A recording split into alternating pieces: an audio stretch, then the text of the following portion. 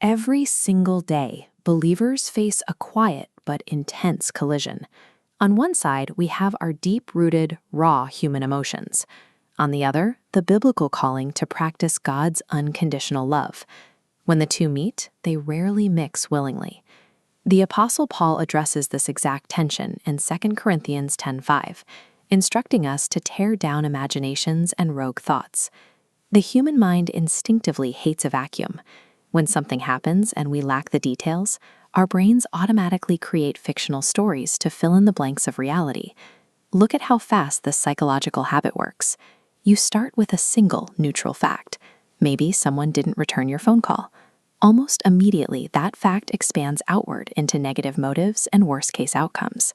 Before you speak, your mind puts them on trial. You've gathered evidence and reached a guilty verdict before the truth is known. They're walking into a courtroom. People often try to solve this emotional exhaustion with temporary relief. They take a few days off and hope the feelings reset. But that fails to address the deeply embedded root of the habit. You are treating a symptom, not the source. Unless you actively intercept and tear down these self-created stories at the point of origin, your untamed emotions will always override God's truth. To understand the spiritual toll of this emotional habit, we have to look at the anatomy laid out in John chapter 15, where Jesus describes himself as the true vine and believers as branches. This diagram illustrates that biological and spiritual feedback loop. As a branch, you are continuously drawing life from the central trunk, and everything is connected. If you choose to harbor toxic anger, fear, or resentment, that toxicity is pumped directly into your connection with God.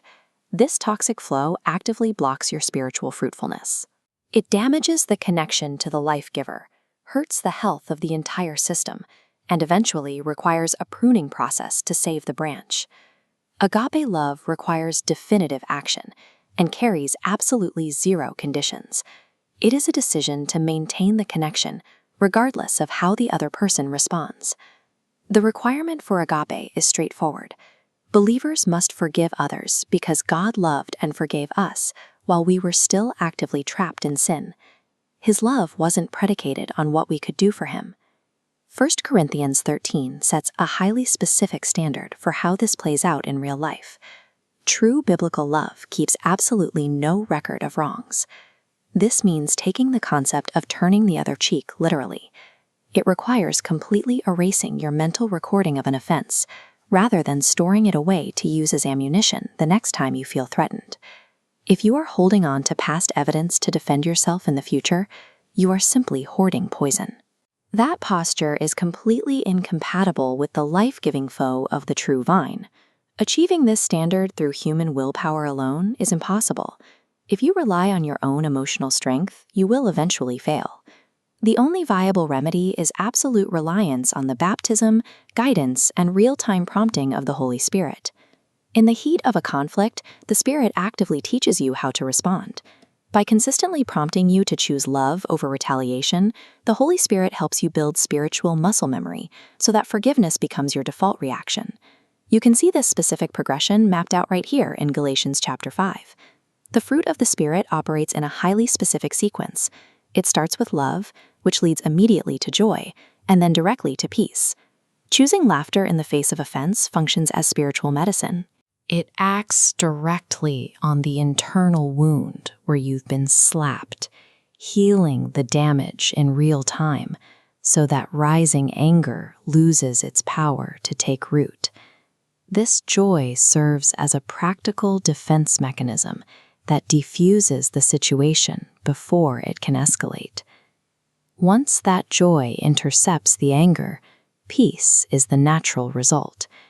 It permanently calms the mind's urge to invent those toxic defensive stories.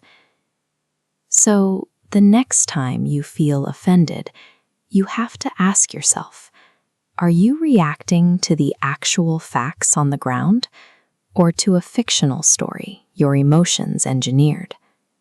Examine your own heart. Are there past wrongs you claim to have forgiven, but still quietly keep on file for protection? Evaluate your internal compass. When conflict strikes, Are you yielding to the familiar comfort of past trauma, or are you submitting to the Holy Spirit? When love and your raw emotions inevitably collide, true spiritual maturity means yielding total control. It means stepping out of the courtroom, deleting the record, and allowing God's unconditional agape to have the final word.